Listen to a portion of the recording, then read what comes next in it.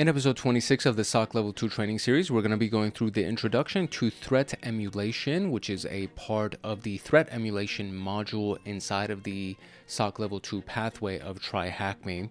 And threat emulation practices in general, we're just going to be going over the concept, but then inside of this module, we're going to be doing threat modeling and a variety of different steps and variety of different exercises that have to do with emulating threats, because if you're going to be a SOC Level 2 analyst or anybody that's on the defensive security team, you need to be able to emulate an attack that's going to happen against your system, against your network, and in your environment, your company, so that you can prepare for those things in advance. This is why threat emulation is such a powerful concept. And as the outline of this particular video, we're going to go through the introduction, obviously the concept of or answering the question of what is threat emulation, emulation methodologies, and then the process itself. And it's a three-step process that we have, which is process 1, process 2, process 3, or I guess it's not necessarily a three-step process. I think it is a 3 different tiers, maybe it's not a 3-step process, maybe it's 3 different tiers to the process.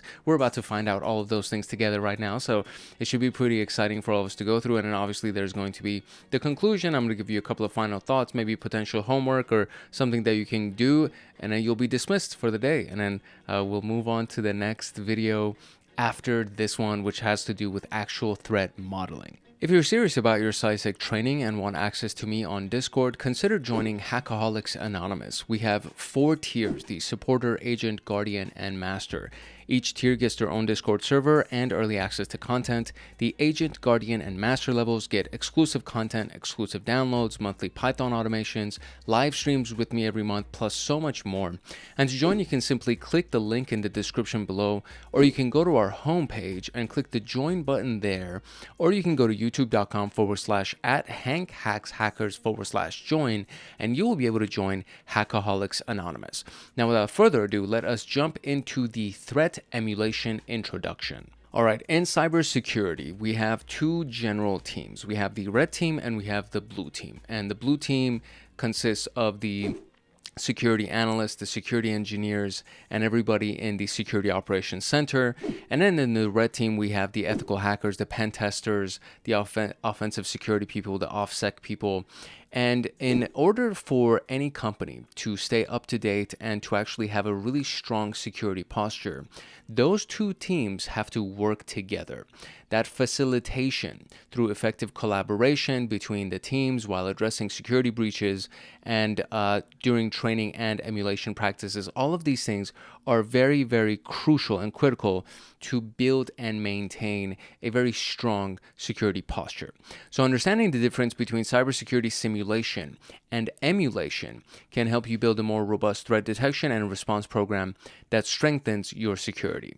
So the objectives for this video are going to be understanding what threat emulation actually is, identifying the various frameworks that are used in threat emulation, understanding how to plan, execute, and report emulation exercises, and the prerequisites would be to understand the cyber defense frameworks that exist, and of course the cyber threat intelligence module. That was a pretty big module. It was a part of SOC level 1, but I think we also touched on it on SOC level 2 as well.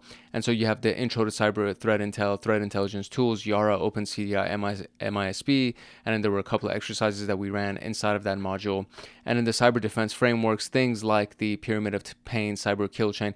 Now I know for a fact that this was actually SOC level 1, because this reminds me very much of SOC level 1. So just knowing these various defense frameworks like the kill chain and the unified kill chain, the diamond model, the MITRE attack framework, and the matrix that they have. And then there were a couple of exercises that we also ran inside of that module. All of this stuff is available on this channel, so you can go ahead and search for those videos if you're really curious about them.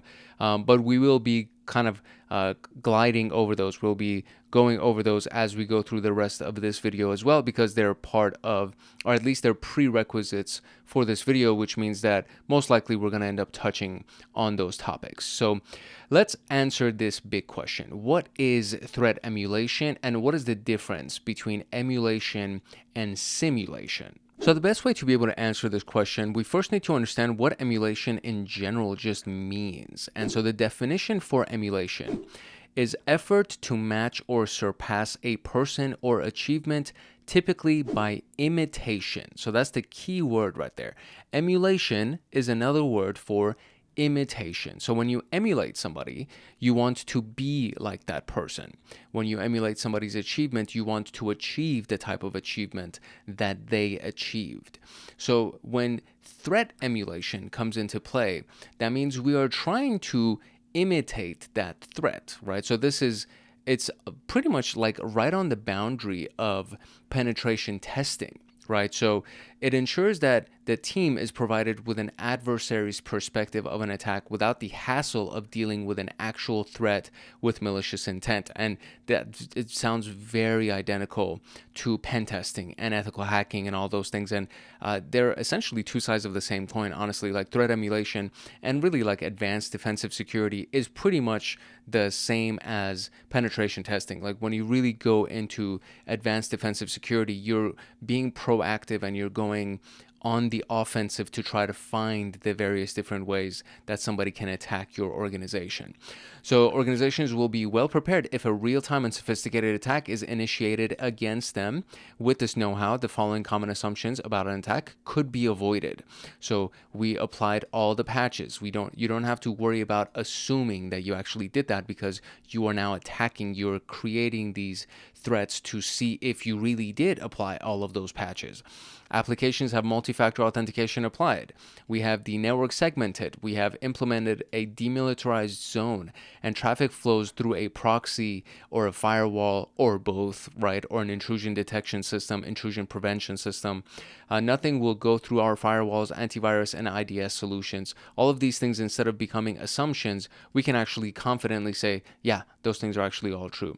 So cybersecurity assessment issues are one of these key topics under what a threat emulation is, or what threat emulation practices are. So you have these common issues that come up with pretty much every environment. And it's not even necessarily cybersecurity, but in general, you want to know, are your people trained and alert, right? So in sales, are your people trained and alert? Are they paying attention to what the prospect is saying to catch the clues on how to close the sale, right? So trained and alert. Are they trained and alert? Are our internal processes effective? Has the technology in use properly configured and delivered value to the business? These are all key concepts. These are key assessment questions. So they're addressed through cybersecurity assessments, mainly red team engagements, vulnerability assessments, and penetration tests. And now we can understand how those things actually contribute to the security assessment. A vulnerability assessment is conducted to identify vulnerabilities in assets under a defined scope, or a range of devices, or a range of IP addresses. The focus is comprehensive and based on the rules of engagement defined, and assessments do not include exploitation, right? So you're just running a bunch of different scans and you're doing a bunch of analysis exercises to see where those vulnerabilities are without actually trying to exploit those vulnerabilities. Pen testing involves the exploitation of the vulnerability so that you can understand how to get in, what the various ways that you can exploit it, how to attack it, and where those vulnerabilities really kind of hurt you the most, right? So they provide organizations with info about the security posture, patching vulnerabilities, and where to invest security training and practices. Red teaming is a means of looking at cybersecurity issues from an adversary's perspective, and this generates attacks on the organization as though the actual adversary is attacking, and it's done in the hope of making the defensive measures better and improving their detections. And the challenge is that they don't represent real-world threats. That's like the big challenge, right? They commonly identify initial access vectors that attackers can use, but they don't facilitate the entire attack cycle, meaning they don't actually rob you of your money. They don't actually encrypt all of your data and ask for ransom. They don't actually steal data, right? They just want to see, all right, how can we get in?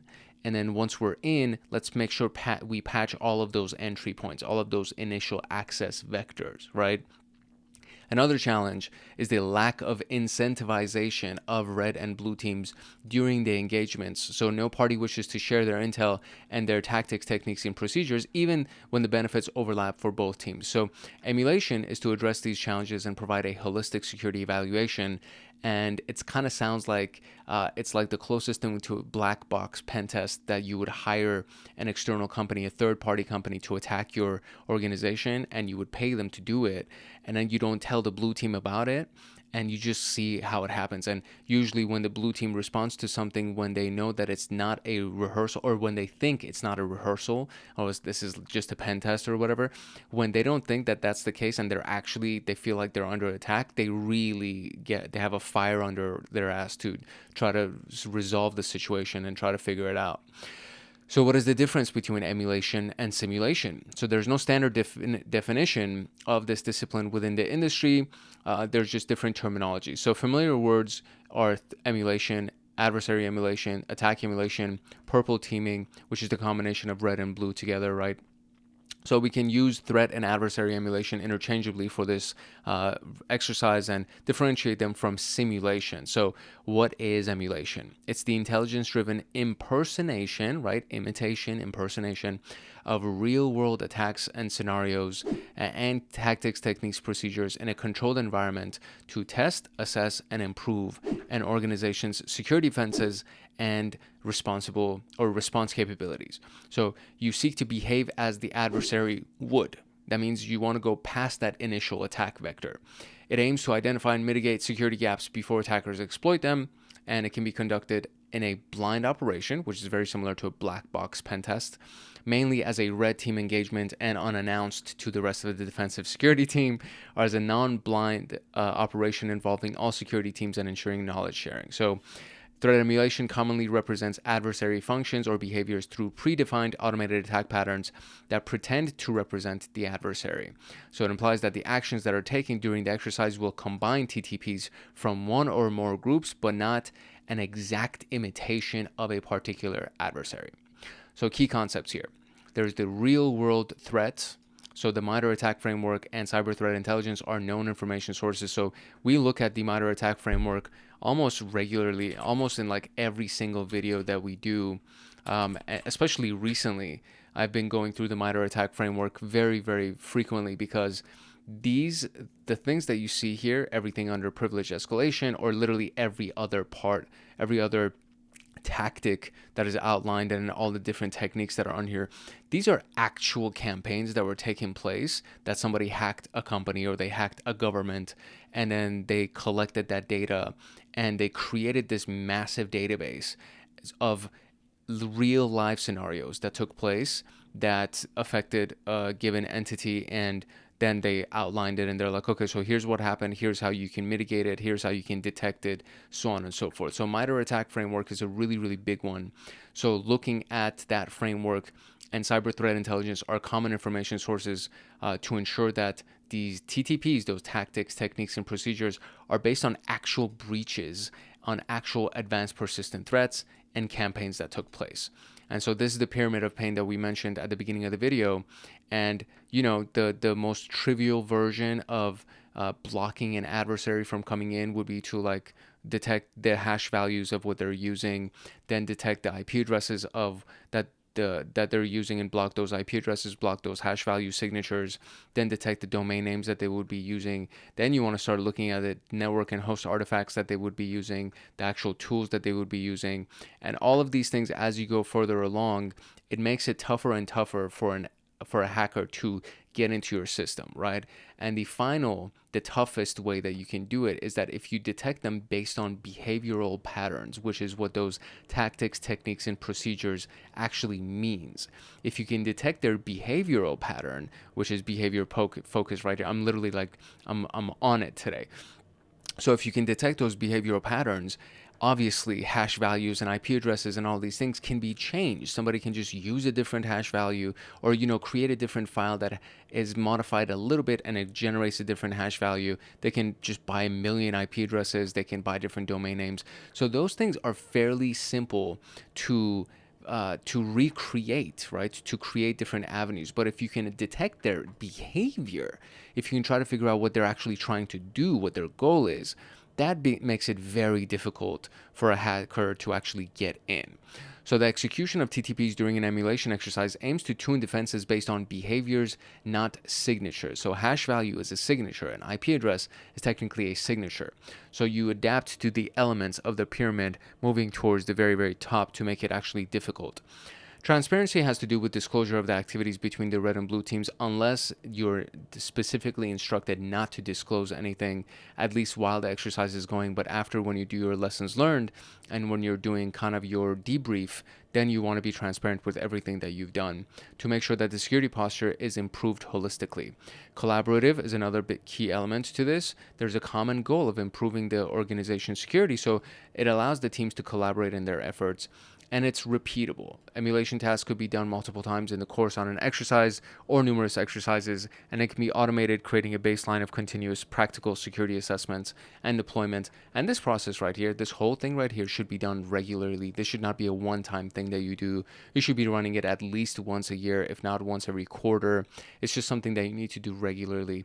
And then there are companies like Microsoft and Google that have teams that are dedicated to doing this all the time. They're doing it 24 hours a day, 7 days a week, because they have to stay ahead of the hacker. So they have internal pen testers and hackers that are trying to do this all the time, and they're working with the defensive security team, or they have this purple team that has blue teamers and red teamers that are just working in collaboration to try to constantly improve the security posture of the company.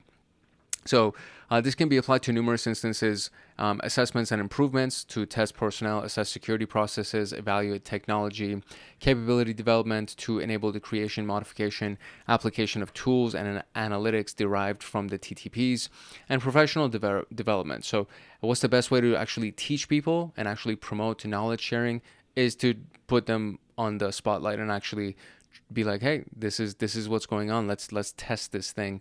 And through the experience, you learn more than you would from reading for 50 hours or from going through a lecture for a 3-semester type of a period. If you actually go through one real pen test, you will learn so much more than if you actually sat through a lecture for dozens and dozens of hours. So what can be defined as an intelligence-driven impersonation of real-world attacks? And if we were to just emulate something, that would be threat emulation. What is the exercise of representing adversary functions through predefined and automated attack patterns? And I mean, that sounds like threat emulation. So threat emulation is something that you would do predefined and automated, I would assume, right? I mean, the kind of, or threat simulation, maybe that's the answer for that one. Because I'm like, it sounds very similar. So threat simulation would be the one that we would go through predefined and automated attack patterns versus threat emulation, where you're using intelligence-driven impersonation of a real-world attack. Cool. Let's talk about emulation methodologies. A methodology would be a strategy, plan, or procedure that's used to simulate, or a threat emulation methodology would simulate and test network defenses. There's no set ways that an attacker would really do something. They're all unique and they're all different, unless they're literally just duplicating exploits from the exploit database or something like that. But the overall pattern, right, the behavior is the key thing that we're trying to figure out here. And these are the methodologies that we're going to be talking about. So they can be combined, right? This is a really, really good hacker will combine a variety of different attack patterns and methodologies instead of just using one. In martial arts, we say, instead of just being a one technique person, create combinations, attack with a combo. Don't just throw a punch and then pull back and then reassess. It's like, go and create these various combinations and attack using those combinations. So MITRE ATT&CK, I already showed it to you. This is an industry known knowledge base that provides information about the TTPs. It provides information about the actual attackers and the teams, the hacker teams that were doing all of the attacks.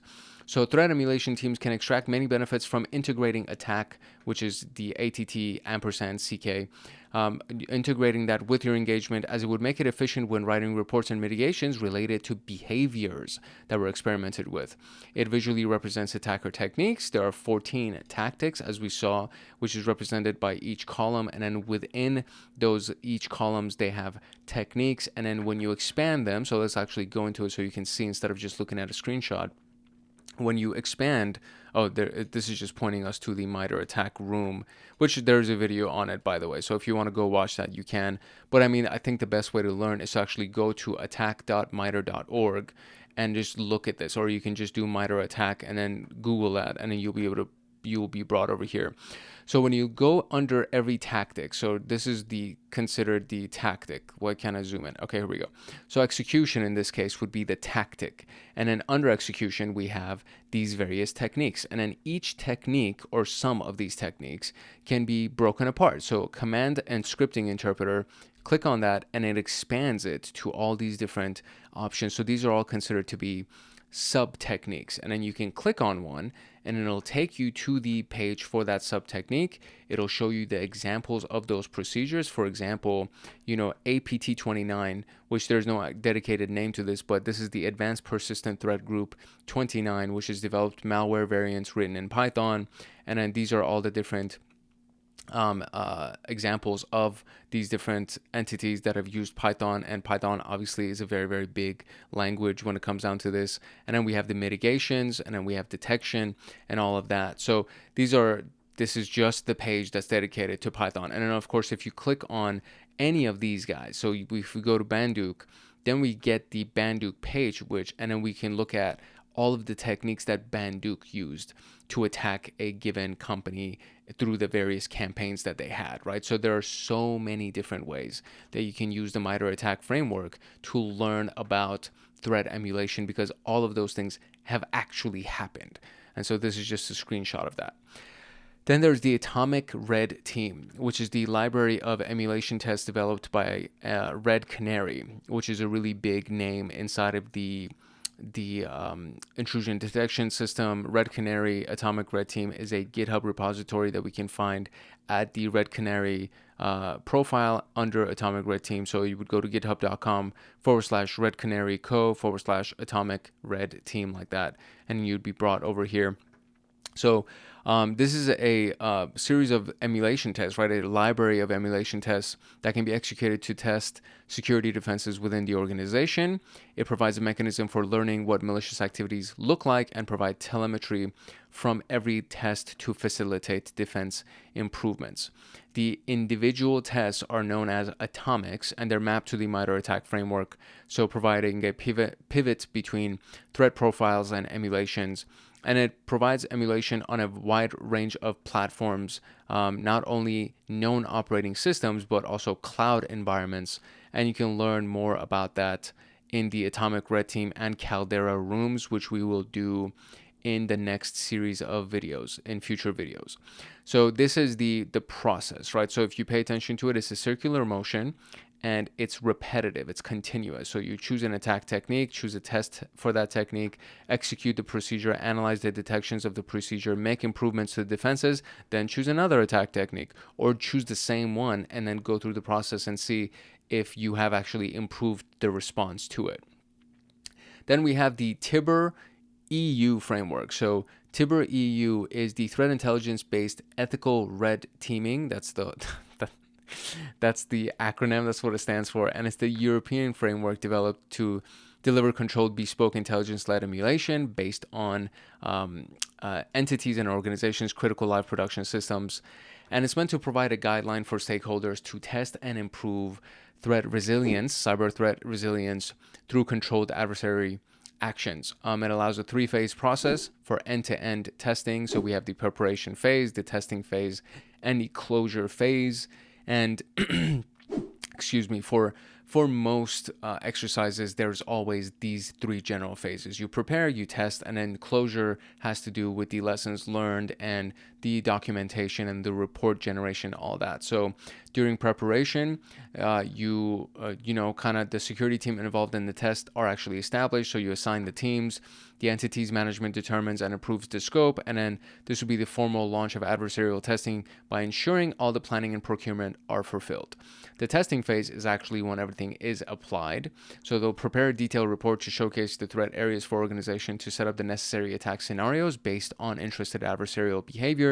The red team will use this report to craft the emulation tests and people and processes that underpin the functions, and the blue team will look for the attacks and assess how the defenses perform against them. And then the closure phase is where you consider the reporting and remediation measures and lessons learned, and just adding everything to your playbook and making sure that everybody is aware of what just happened and what needs to be done in case that happens again or something like that happens again. So this is the screenshot that we have for this. So generic threat landscape, engagement and scoping, and then TERT service procurement, which stands for TERP. All of that falls under preparation phase, and then the testing phase is threat intelligence and red teaming, and then the closure phase is remediation planning and results sharing. So that's what that is.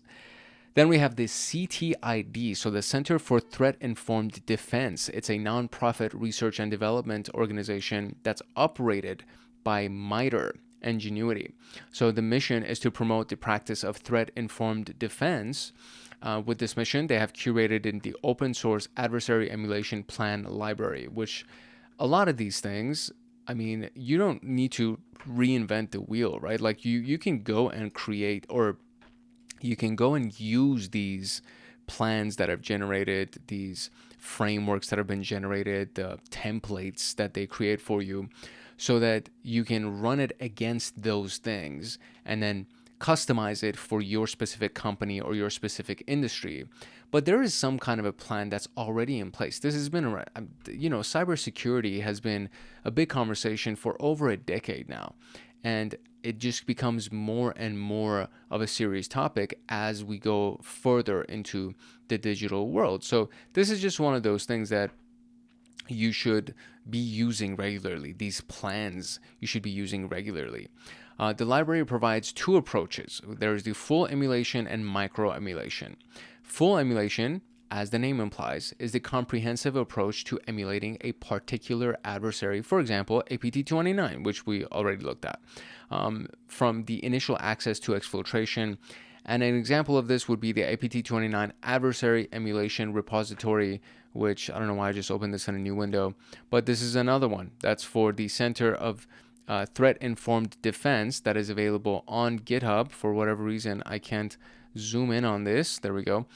So they have their own repo on GitHub, so you can go and check out everything that's inside of their stuff, the MITRE CTID, and of course there is very many repos that you can check out that you can use and kind of customize for your own environment.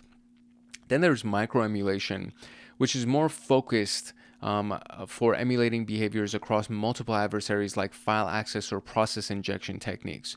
You can view existing emulation plans from the CTID microemulation plans on the linked repository. So full emulation goes for a specific adversary. You look at everything that the adversary does. Microemulation combines techniques from various adversaries, and then you would use those to create your plan or to create your threat emulation exercise. The adversary emulation process will look at the developing an emulation plan for an adversary in ways that will utilize some of the methodologies discussed here. So under TIBR EU, under which phase would engagement and scoping fall? That would be under preparation. So let me make sure that okay, there we go. Preparation. Very good. What is the library that provides technical emulation tests based on TTPs? So this was the one recently that I think we found. So this was the library that based on TTP. I think that's actually MITRE, isn't it? Or no, Atomic Red Team. That's the answer. So it's Atomic Red Team. That's the library that gives this to us. Atomic Red Team, and that's from Red Canary. Okay, so now let's go into the threat emulation process, part 1. Vasapi Corp, or Vasepi Corp, I want to say it's Vasapi, is a multi-billion-dollar U.S. retail establishment who are aware of the numerous cyber threats plaguing the retail industry. As a result of the news of a recent breach of one of their competitors, executives have become more concerned about the company's security posture. That's a good thing. They have hired you as a threat emulation engineer to plan and execute an adversary emulation exercise based on known threat groups that would target their business. Developing an internal emulation engagement process for an organization must be iterative, meaning you do it once and then you do it again and then you do it again, and each time you would do a better job, ideally. Aligned with recorded cybersecurity goals, intelligence-driven, and methodical. There we go. Security teams can revisit the iterative process, make adjustments where fit, and improve the exercise while emulating a given adversary. As an overview, this is the process. Define objectives, research adversary TTPs, planning the threat emulation engagement, conducting the emulation, and then concluding and reporting.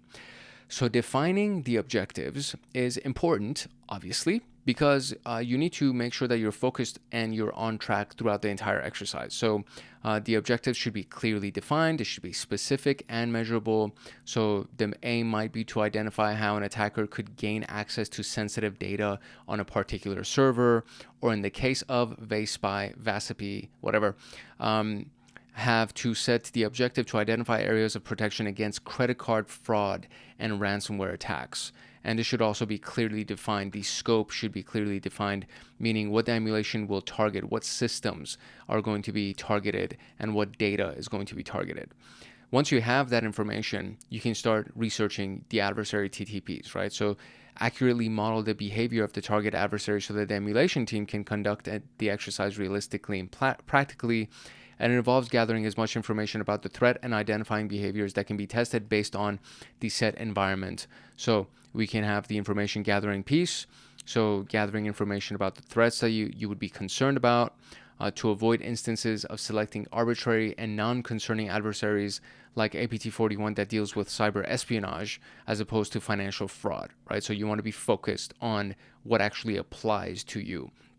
You can gather the information of various resources, including threat intelligence reports, previous attacks, publicly available information. And it's important to note that as a threat emulation engineer, you need to start with an internal source like the network owner or the CTI, the cyber threat intelligence analysts, cyber defense team, and system administrators. These should be the people that you gather your primary set of information from, okay, preliminary set of information from. And these groups will give you information about threats they have seen or heard about and characterize threats based on threat intelligence reports and insights from prior incidents. Using this for the case, we identified that in VASP, security teams are more concerned about financially motivated threat actors that target retail businesses and utilize ransomware. So we can have a short list of candidate adversaries that would be emulated, and a quick search would be Fin6, Fin7, Fin8, which all target retail organizations and compromise point-of-sale systems. Once you have that information, you select the emulated adversary. It needs to be relevant, so you need to align the adversary to be selected to the engagement objectives and the company's goals. So it could even include looking at the geographical relevance of the particular APT. Then there's the available cyber threat intelligence to provide trustworthy information about the threat. For a robust emulation plan, you would need enough reliable sources around that TTP. And then the complexity of the TTP. So executing a fruitful emulation plan for complex adversaries who use sophisticated tools and procedures may take a long time. So we must establish whether existing tools can handle the emulation or whether custom ones are required. And usually if you have a decent IDS that is signature based, you would need to create something that's custom, because if you're using an existing tool, that means that IDS or that SIM or whatever the endpoint security or intrusion detection system is, will use all of the signatures that exist in the ether in all of these different databases to find you as you try to attack the system. So more likely, more often than not, you have to actually create custom TTPs. And then the available resources, primarily in-house resources that might be provisioned for a smooth operation. Budget, time, and personnel is a big one. So everything costs time, energy, and money, right? So just keep that in mind as you're creating your plans and all of those things. So as the emulation engineer, you can review these factors, assessing the short list of TTPs against them and narrowing down the appropriate selection. Based on the information, we can select Fin7 as the suitable adversary to emulate, as they target US-based retail entities such as VASP. and then you would select the emulated TTP. So once you have that the attack, right? Once you have that attack actor or threat actor, I should say, that organization that has previously done a successful attack, you emulate their freaking TTPs. So it aims to accurately model the behavior of the target adversary so that the exercise can be conducted realistically and practically. The TTP selected to emulate will drive the rules of engagement, implementation, and operation flow of the emulation. Fin7 uses spear phishing, social engineering, and watering hole attacks. To select which one to emulate, we must understand the TTPs to prioritize the selection. We can visualize the TTPs using the attack navigator and look at the specific behaviors the threat group is known for. And so this is actually something, again, that we actually did inside of the MITRE video. So you can go ahead and watch that to see exactly the details of how we did this. After we do this, pivoting to the CTI resources, such as those listed within the attack description, would provide information about how the original TTP was executed. And this will be followed by creating a scenario outline for the selected TTP with appropriate context and sources to fulfill the emulation. So this is what this looks like. So if we're looking at the Fin7, which is the organization, right? Everything that's been highlighted has to do with what they did, right? So inside of their resource development, they used the domains that were inside of the acquiring of the infrastructure, and then their capabilities was for malware. And then inside of initial access, they used phishing for spear phishing and through the attachment or a link. And then they use replication through removal of media, valid accounts. For execution, they did command and scripting interpreter using JavaScript, PowerShell, Visual Basic, and Windows Command Shell. They also used inter-process communication using dynamic data exchange and scheduled tasks, as well as user execution for malicious files and links and Windows management, etc., etc., etc. So you can see how this whole thing can actually break down if we go ahead and look at the various resources that are available inside of the MITRE attack framework, which is, again, just really freaking useful. This thing is amazing. I love it a lot, and I reference it a lot. So I think you should too, just so you can kind of get a hang of what this whole thing is like. So once you have the information, right, once you've selected the emulated TTP, now you want to construct the outline of the TTP. And this aims to drive follow-up threat emulation activities like explaining the planned emulation activities, stating the scope and rules of engagement, and how it will be implemented during the exercise. For Fin7, the outline would look similar to this. So this is a pretty detailed outline. You have the tactic, technique, procedure column, and then you have the description of it, and then you have the sources that would be relevant to every single one of these things, which are also available inside of any one of these. So if we actually go to command scripting interpreter, and then inside of here we go to let's see, we have, let's say we go through, let's say Fin6 or whatever, any of these guys right here, right? And then techniques used, access token manipulation, and then you go here, and at the very bottom you have all these references, and these are all links that are external links that will show you various displays or ancillary information that would be relevant to this specific tactic, right? Or technique, I should say, sub-technique, I should say. So you would compile all of that inside of your outline. And for continuous emulation, it's worth noting that the adversary TTPs can change over time, so staying up to date with the latest threat intelligence is essential. And when you're working for a given company, you know for the most part which specific categories of TTPs you should be always checking in. You don't have to go and look at everything that's on the attack matrix, because a lot of these things won't even apply to you, right? So Fin7 has been known to alter their TTPs over time, so it's crucial to continually gather new information and update the emulation. There is a set of 3 software that's used by Fin6 and Fin7. Can you identify them? Answers are in alphabetical order, separated by commas. So let's go and do some research on Fin6 and Fin7 and Fin6, right? Is that what it said? Yeah, Fin 6 and Fin 7. Okay, cool. So let's look at Fin 6 and Fin 7. So the easiest way to be able to find them is if you go up to the top right here under CTI, if you click on groups, it'll just take you to the page where all of the groups exist. And when I land here, I'll do Control F or Command F, and then I'll do Fin 6, for example. And then there we go. So we have Fin 6 and Fin 7. And then these are the associated attacks that they've done. There's like a general description of it, so on and so forth. So what we want to do is we want to find the software that they've used. So I'm going to open Fin 6 and I'm going to open Fin 7, and we're going to go through the various techniques that they've used and the software that they've used. And then based on that, we'll go ahead and cross-reference them. So under both of them, there is a software section. So let me go ahead and get to both of those. So there we go, software here, and then software here. So AdFind is a very basic one.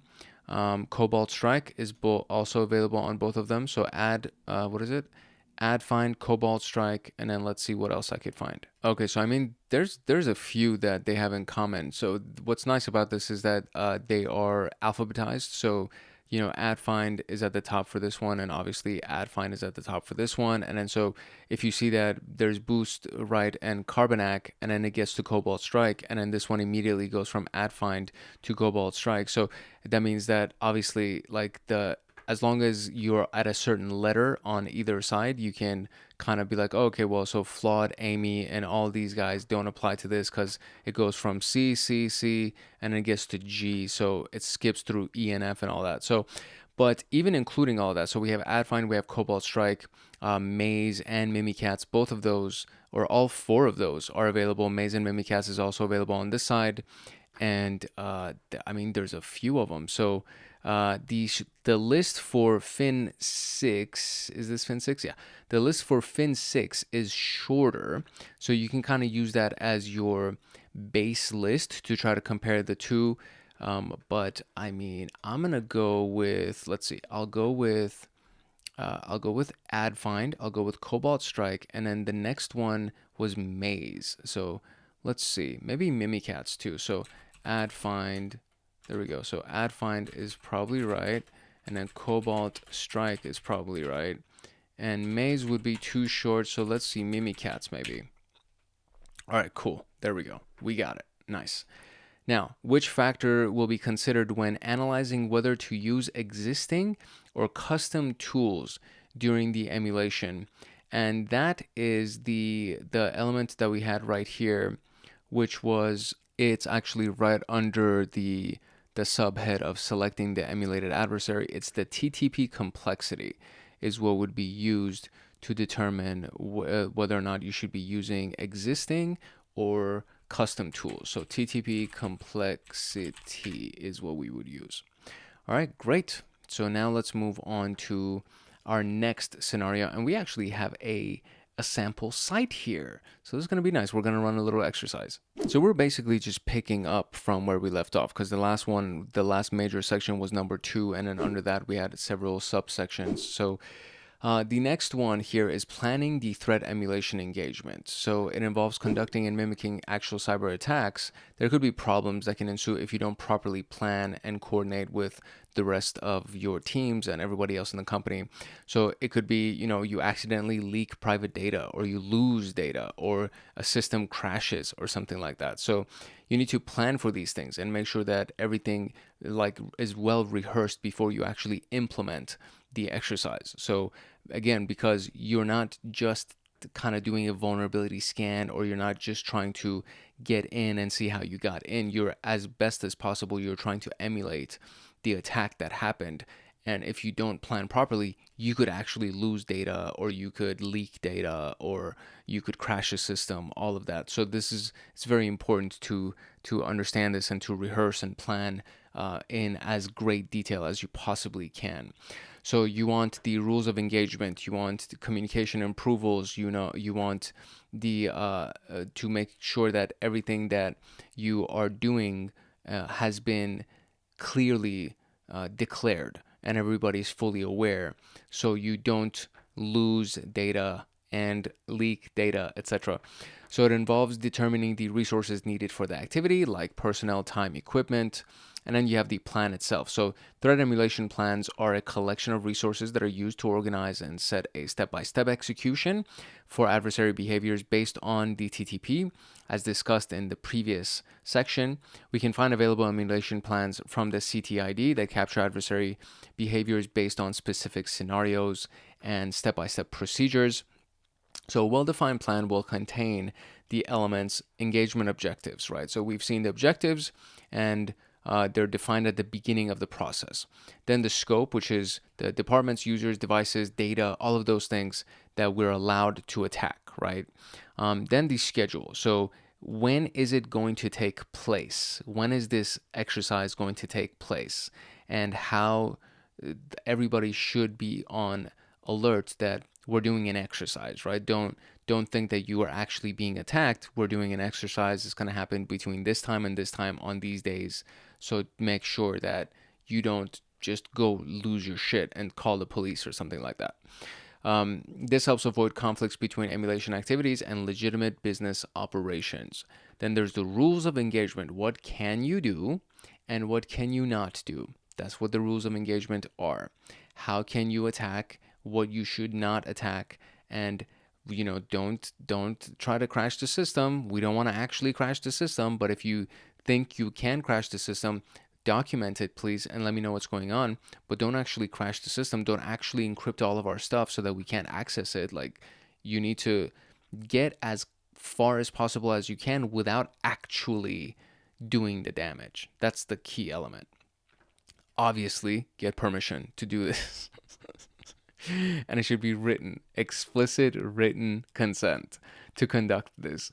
Don't just go based on somebody's directions. Be like, all right, this is like a really big thing that we're doing. I need a written consent that has been signed off by the key people here. I don't feel comfortable doing this without having written consent. And of course, everything needs to be communicated in before the fact, during the fact, and after the fact. So the emulation team and the stakeholders of the organization, they have to have a plan to actually communicate information concerning this emulation.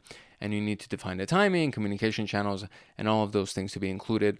And there is a reason why this is important, is because as you're going through the exercise, if you're communicating over an insecure channel, somebody who wants to attack the company could be listening, and you're just giving them the way in, right? You're giving them all of the vulnerabilities if you're not using a secure channel. So that's very, very important to keep in mind as well. All of these things are very, very important, right?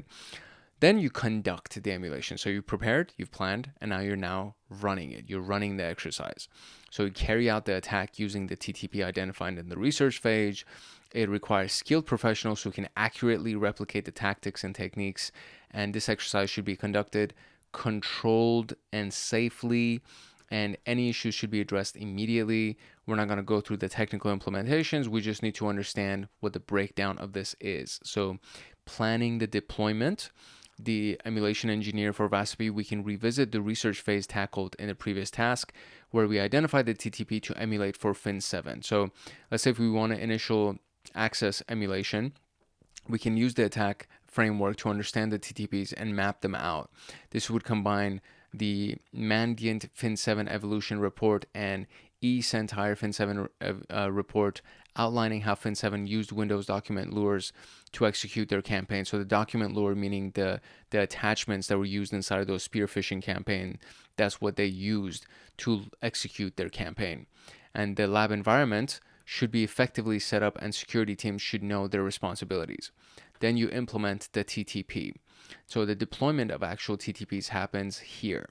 In this scenario, an initial access payload for Fin7 would be created and obfuscated, meaning it would be kind of like disguised using an RTF document delivered through a spear phishing email. The lures used by attackers such as Fin7 tend to be convincing using docx and RTF files with malicious Windows shortcut files embedded inside of those files. A code snippet demonstrating this based on the CTID Fin7 emulation plan looks like this. So you are running these commands right here. So you would copy this thing to this domain admin desktop for this hotel manager person, and then sudo smp client etc., etc., etc. So this you don't need to know any of this right now. This is not something that we're going to be running. I don't think. If we do, we'll just come back and reference it, but I don't think we're going to be running this. But this is just essentially a command that is being done to turn this or create this RTF file and transfer it to the domain administrator desktop on this specific domain. And then, if necessary, you would be prompted to enter your password and then log into victim workstation as that domain. And then you would use something like xfreeRDP for remote desktop to be able to connect to it. And then you would use your clipboard that's been assigned using this entire piece that you've done right here, because you're attaching this for the most part to your clipboard. And then you would xfreeRDP into that device so that you can go ahead and run the freaking campaign. So since emulation is a cross-team and collaborative effort, the defense team must find ways to detect and mitigate against those TTPs. Depending on the organizational setup, the SOC would use standard cybersecurity tools to collect, correlate, and analyze TTP behavior and logs for detection. MITRE provides a list of mitigation efforts, as we saw already. For each different tactic or technique, there's a section called mitigation. There's also a section called detection. So now we're going to click on the view site and try to answer these questions right here from that sample site. And I think I have to zoom out in order for this to work because I'm like way zoomed in here. So we will then click on this thing, and hopefully it's not a timed exercise, because I always because I'm reading it out loud and I'm trying to process it, I usually run out of time. So it doesn't look like it's timed. So that's nice. Okay.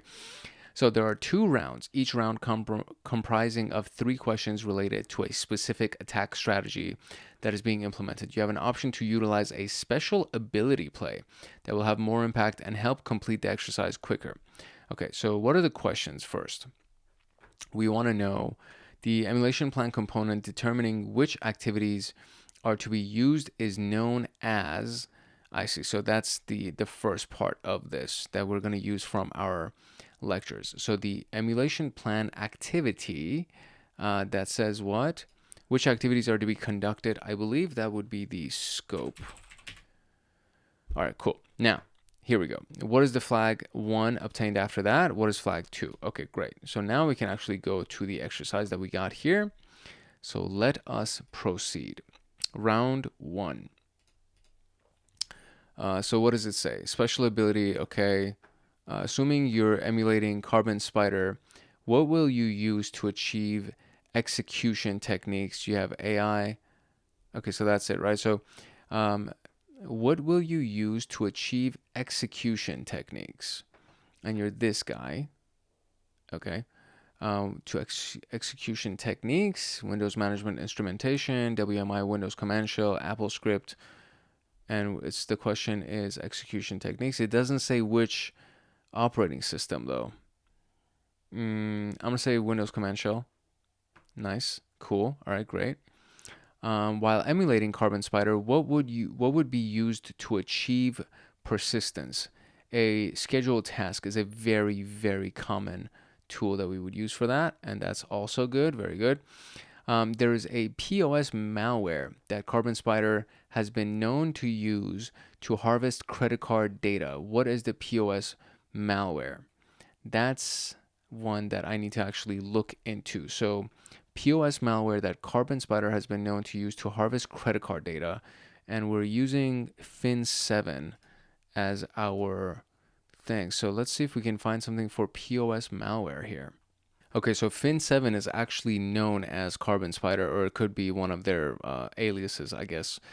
And they use a R-Evil ransomware and their own ransomware service known as DarkSide. And none of those are actually the names that are available to us. I did look for KillAck as the POS malware, and that shows up under several articles for Fin7 and Carbon Spider. So I'm going to say KillAck. Pillowmint doesn't really see. Oh, KillAck is incorrect. VB Flash or Pillowmint. So let's see. I wish I got a wrong answer. That bothers me. All right, so we have Pillowmint software, S0517, and it's a point of sale software used by Fin7 designed to capture credit card information. So pillow mint would be my answer. And now we have that. So, okay, please use the special ability to completely destroy. Okay, Fin7's ransomware program is our evil dark side. Actually, it was right here. Where was it? Dark side. That's their ransomware program. We're going to do dark side. Cool. All right, there we go. That is the first flag, I believe. Yeah, buddy. All right, cool. Now we can move on to round 2 here. And we're emulating Reaper. What will you use to achieve initial access techniques? So let's go and find Reaper under our group list here. Okay, so Reaper is also known as APT27. And for initial access is what we are looking for first. So let's see what they would use for initial access, right? What do we have as our options? Spear phishing, supply chain compromise, drive-by compromise, Windows management, instrumentation. I just noticed that for the last one, I didn't even do all of this research to try to find it. Okay, so let's go ahead and look at the navigation layers here, and just to kind of point that out, there's a button right here that you click on, and then you click on View, and it opens it up in a new window where you can see the navigation layers for that specific advanced persistent threat group. And so under initial access is what we're interested in, and it's drive-by compromise, and it also has phishing and spear phishing attachments. So those are actually all here. And it says, what will you use to achieve initial access techniques? And spear phishing and drive-by compromise, unless I'm like, am I reading this incorrectly? Drive-by compromise, I think that's under a thing, isn't it? Isn't that under? Yeah, it is under this.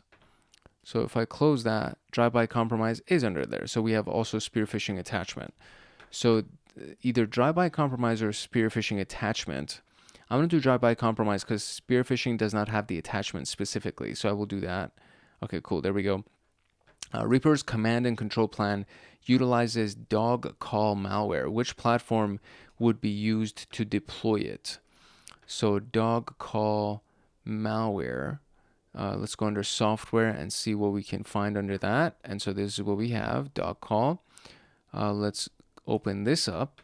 And now it says that has been targeted, Let's see what we can find. On the dog call description page, we have at the very, very bottom of the techniques that are used, web service bidirectional communication. And it has cloud storage APIs like Cloud, Box, Dropbox, Yandex for C2. So if we go over here, we have Dropbox right here. OneDrive is also here. pCloud is also here. Dropbox was specifically named, so I will do Dropbox. Very good. Then we have, if you were Reaper, which defense evasion technique would you use to hide information? So let's go back to the navigator here, and we're going to go under defense evasion. And we have multiples here as well. So there is the bypass user account control. And then if we go down further, we also have invalid code signature. And we have steganography. So steganography is here. And okay, cool. That's the only one. And there we go. All right, so now let's do the special ability. Okay, cool. Initial 0-day abused by Reaper was on the software. Initial 0-day abused by Reaper was on the software. Oh, I see. Initial 0-day by Reaper was on what software? Let's see. I mean, so basically, I would say that it's the same thing, but it says no. So I think I get a limited number of attempts here. So initial 0-day by Dropbox, binary padding, Adobe Flash, or pCloud. That's also not true. And game over. We're out of time. Press restart. And we have to go through that whole thing again for round 2. So I'll do this one more time and I'll come back. Okay, so it was Adobe Flash. It disappeared, but the answer was Adobe Flash for their 0-day. And there is that answer. Excellent. And now we can go into part 3 of this thing. And we have arrived to the portion where we would need to observe the results. So while we go through the emulation engagement, the observing team, which is typically the blue team, has to identify the artifacts that point to the emulation activity. This will be through the analysis of logs, evaluation of event logs, and tracking of networking traffic. And in the case of Fin7, detection rules would be vital to detect the threat. One collection of rules for this would be the Yara rules, which is a very, very powerful set of tools. And there's multiple videos on this channel for creating Yara rules as well. Have a look at the detection rules for Pillowmint exe, for example. So if I click on that, of course, it opens it in the same freaking window. But this is for the Center for Threat Informed Defense anyways. So there are Yara rules that are pre-written for pretty much every attack, right? So you can find various Yara rule files or Yara rule sheets that have been created on GitHub that connect to a variety of different attacks or threat indicators, etc. So the output of these results would help to understand if the TTP was successful at its mission, if it was blocked or detected by security measures that were available. And then you would document and report those findings. So once you have the results, the team must document and report them. Documentation provides empirical evidence to demonstrate the cybersecurity effectiveness of the process. Reporting should cover the exercise procedures as outlined in the emulation plan and what was executed, the impact faced, and the recommendations that would be offered to avert the threat. I don't know why I'm like so zoomed out. Is this how it's supposed to look like? I think like I'm too far out of that image, but so we are now going to get a couple of more flags by doing that. That was like a really short read through. Let me see what that, yeah, okay, there is the image. It looks like a Pokemon. I'm a nerd, if you haven't figured out. I love Pokemon. Pokemon was like one of my favorite games. The Game Boy Color Pokemons? Are you kidding me? Pokemon Yellow, where you start with Pikachu? Oh my gosh. I'm like having nostalgia right now. All right, so here we go. There are 2 rounds, each comprising, okay, same thing. All right, so round 1, here we go. We have, while defending against APTs, what mitigation measure would you use to prevent command and scripting techniques? So let's go here and let's try to find the technique first and foremost. And then from there, we will go ahead and see what we can do for mitigation. So command and scripting was right here. So this is command and scripting. And there's a bunch of the stuff that's underneath it. So I'll just click on command and scripting by itself. And then we're looking for mitigations, right? And we have privileged account management, anti-malware, execution prevention, and password policies. So we have anti-malware, audit, behavior prevention, code signing, execution prevention, privileged account management. I mean, all of these things are here. So there's like multiple answers here. Privileged account management, execution prevention, anti-malware. Do we have password policies too? I feel like password policies, no. Okay, password policies is not there. So is the question asking what do I do, or what mitigation measure would you use to prevent command and scripting techniques? I mean, all of these, right? So let's say execution prevention. Okay, very good. How would you mitigate against data loss through ransomware encryption? So how to mitigate against data loss through ransomware encryption. So let's go and try to find ransomware encryption here. So under impact, we have data destruction, and we also have data, where was it? I just saw it. Oh, data encrypted for impact. I think that's the one that we're looking for. So how would you mitigate? Look at all of these things. That's insane. So how would you mitigate? You would prevent data backup, behavior prevention on the endpoint. So data backup is a good one. There we go. What is the most efficient method used for data exfiltration? So let's go and look at exfiltration of data. We'll leave that navigator. Come back here. Exfiltration over alternative protocol, exfiltration over C2, exfiltration over... There's so many different ones, and I mean, What is the most efficient method used for data exfiltration? What is the answer here? Uploading files to cloud storage, using email or file transfer, using USB, hiding data in images or other types, using covert channels like DNS or ICMP. I have seen all of those things happen. So the most effective. Okay, I looked at the descriptions for any of the answers that could be potential answers, and this is the only one that actually kind of sounds like it would be the best one, because it says popular web services acting as an exfiltration mechanism may give a significant amount of cover due to the likelihood that the hosts within a network are already communicating with them. Firewall rules may also already exist to permit traffic to these services. So that seems like it would be the most likely answer, which would be the cloud storage services like this. And there we go. So we got that. And now let's look at the special ability. The first ransomware that leveraged worm-like capabilities is known as... Now, that's the thing that's very interesting. So the actual ransomware name that exists on this list, the only one is WannaCry. But I thought it was Stuxnet, but I think it's WannaCry. So there we go. We got that. Oops, let's go back here, and I'm trying to zoom out here, and I'm trying to go there. Boom. All right, and round 2. Let's go. When emulating an SQL injection attack, what indicators in web server logs can suggest that it is successful? Increase in database errors, presence of SQL syntax and logs, unexpected data retrieved from the database, abnormal database query patterns. So when emulating the injection attack, what indicator in a web server log can suggest that the injection attack was successful? So SQL syntax and logs, probably. Increase in database errors, unexpected data retrieved from the database. I would say this. Oh no. So presence of SQL logs. Okay, great. What kind of web server logs would effectively indicate brute force attacks during the emulation and detection?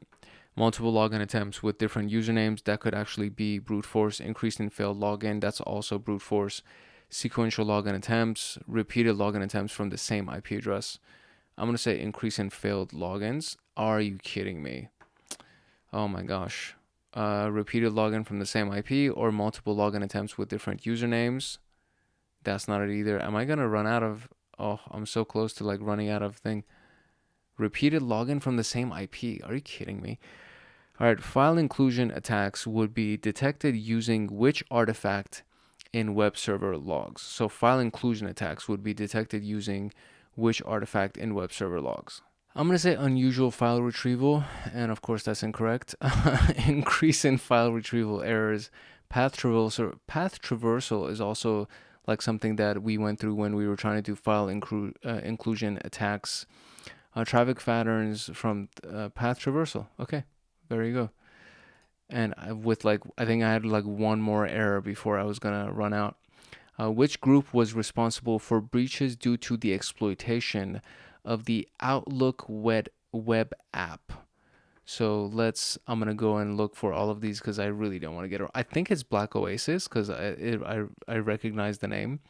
But let's go and look at the list of the groups that are available and see which one used Outlook. So let's pull them all up. Okay, the only one that even mentions anything remotely close to email is Hafnium, and they have several techniques under their list that has to do with either using email or collecting email, things like that. So there's email collection, remote email collection, and then there was another one where they were gathering victim identity information through their email addresses. So, at the risk of failing, we're going to do Hafnium. Hey, that's the right answer. Oh my God, I'm so excited. That's what happens when you do research on threat intelligence. Let's go. All right, we are officially at the end. So excited about this one. So that was it, my dear friends. We went through the introduction to threat emulation, and we used MITRE a lot, as you saw. There are also obviously other resources that we found on GitHub repositories that were also very useful. And as you kind of hopefully we're able to put together.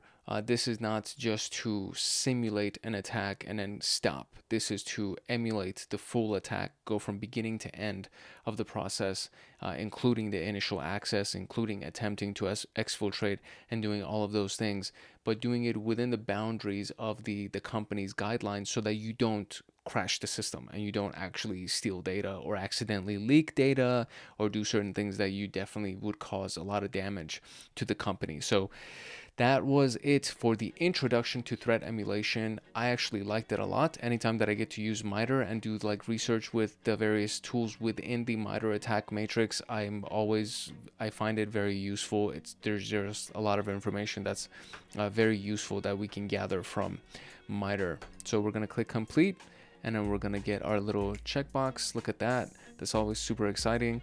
And I genuinely love it so much. I enjoy finishing these things.